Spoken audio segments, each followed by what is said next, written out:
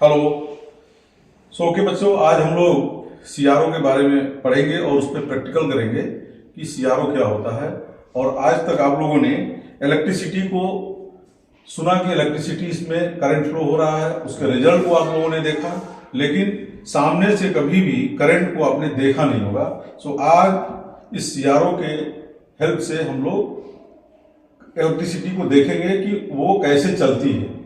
ठीक है, मतलब वो कैसे चलती है, उसका वेव शेप क्या होता है, उसके बारे में हम लोग आज प्रैक्टिकल करेंगे।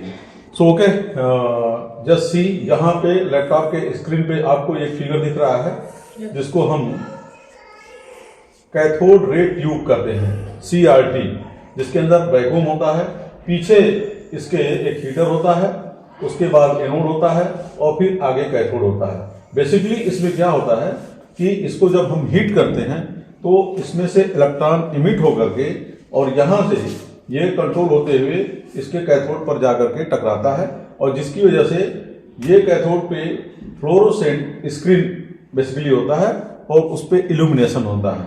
और इस तरह से हम यहाँ पे कोई भी ग्रिड पे, कंट्रोल ग्रिड जो आप देख रहे हो, यहाँ पे कंट्रोल ग्रिड है, इस पे कोई भी सिग्नल अगर हम देते हैं, वो AC हो या DC हो, वो किस तरह से AC या DC बिहेव करती है, टाइम के साथ किस तरह से उसका चलता है, वो आपको इस सीआरओ में हम आपको दिखाएंगे। कैथोड रे ऑसिलोस्कोप ये आपका जो है इंस्ट्रूमेंट है, इसमें इस प्रैक्टिकल को करने के लिए, एक्सपेरिमेंट को परफॉर्म करने के लिए यहाँ पे ये सबसे पहले हमने एक डिजिटल मल्टीमीटर लिया हुआ है जिससे हम वोल्टेज को मेजर करेंगे। ठीक है, AC वोल्टेज को मेजर करेंगे। उसके बाद आपका ये एक ऑटो ट्रांसफार्मर है, ये ऑटो ट्रांसफार्मर है। इस ऑटो ट्रांसफार्मर से हम वोल्टेज को कम या ज्यादा कर सकते हैं। 0 वोल्ट से लेकर के ये 240 वोल्ट तक इसको हम इंक्रीज कर सकते हैं। देन आपका ये इंस्ट्रूमेंट, जिस इंस्ट्रूमेंट की हेल्प से हम आज इलेक्ट्रिसिटी को देख पाएंगे अपनी आंखों से कि करंट कैसे फ्लो होता है किसी कंडक्टर में, ये इंस्ट्रूमेंट सीआरओ है, कैथोड रे ऑसिलोस्कोप। इसके अंदर आप देख रहे होंगे अभी एक स्ट्रेट लाइन जो है, ग्रीन कलर की स्ट्रेट लाइन आपको मूव करती हुई नजर आ रही है। अब हम इसमें AC ऑन करेंगे, और जब AC ऑन करेंगे और इस ऑटो ट्रांसफार्मर वैरियक, बेसिकली इसको वैरियक भी कहते हैं, इससे हम वोल्टेज को धीरे धीरे बढ़ाएंगे और इस मल्टीमीटर की हेल्प से वोल्टेज को देखेंगे कितना वोल्ट हमने बढ़ाया, और यहाँ पे हम AC के शेप को देखेंगे टाइम। तो अब हम AC इनपुट इस ट्रांसफार्मर को देंगे, और इस ट्रांसफार्मर, ऑटो ट्रांसफार्मर या इसको वैरियक भी कहते हैं, इसको हम धीरे धीरे वोल्टेज को बढ़ाएंगे इस मल्टीमीटर में, उस वोल्टेज को मेजर करेंगे कि कितना वोल्टेज हमने इसको बढ़ाया है। और ये सीआरओ का प्रॉब है, आप ये देख सकते हैं, ये प्रॉब है, इसके वैरियक के आउटपुट पे हमने इसको कनेक्ट कर रखा है, दोनों पॉइंट को। अब जरा AC इनपुट को ऑन किया जाए, ऑन हो गया।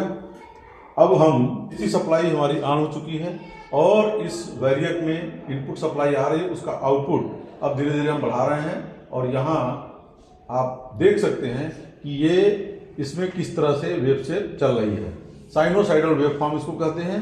और इसको हम टाइम डिवीजन और बढ़ा रहे हैं और इसको फोकस कर रहे हैं, तो आप ध्यान से देख पाएंगे कि ये टाइम के साथ जो है साइनोसाइडल वेव फॉर्म के फॉर्म में ये करंट फ्लो आपको दिखेगा, ये वेव शेप। तो इस तरह से किसी भी कंडक्टर में AC करंट फ्लो होता है टाइम के साथ। इस तरह से पहले 0 होगा, ग्रेजुअली बढ़ेगा, पीक पे आएगा, फिर अगेन 0 होगा, निगेटिव साइकिल में जाएगा, और वापस फिर ये 0 होगा, पॉजिटिव साइकिल। और इस तरह से ये AC करंट का फ्लो आप देख सकते हैं, यहाँ पे साइनोसाइडल वेव फॉर्म है।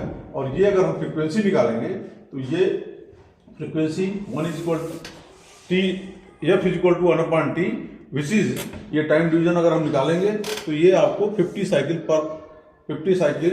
पर सेकेंड ये आपको इसकी फ्रीक्वेंसी आएगी, या 50 हर्ट्ज आएगी। तो इस तरह से आप देख पा रहे हैं ये साइनोसाइडल वेव फॉर्म आ रही है। तो बच्चों, आप लोगों ने देखा कि किसी भी कंडक्टर में AC करंट कैसे फ्लो होता है और उसका वेव शेप आपने सीआरओ में देख लिया। अब यहाँ पे एक चीज बहुत ध्यान देने की जरूरत है कि यहाँ पे आपकी 220 वोल्ट की सप्लाई हर जगह जो है लाइव है, इसलिए ये सब प्रैक्टिकल ना घर पे हो सकता है और ना ही कहीं बिना ट्रेंड आपके टीचर के बिना हो सकता है, अदरवाइज आपको साग लग सकता है और आपकी जान जोखिम में पड़ सकती है। इसलिए इन सब चीज़ों को कभी भी घर पे आप ना तो ट्राई करेंगे ना परफॉर्म करेंगे।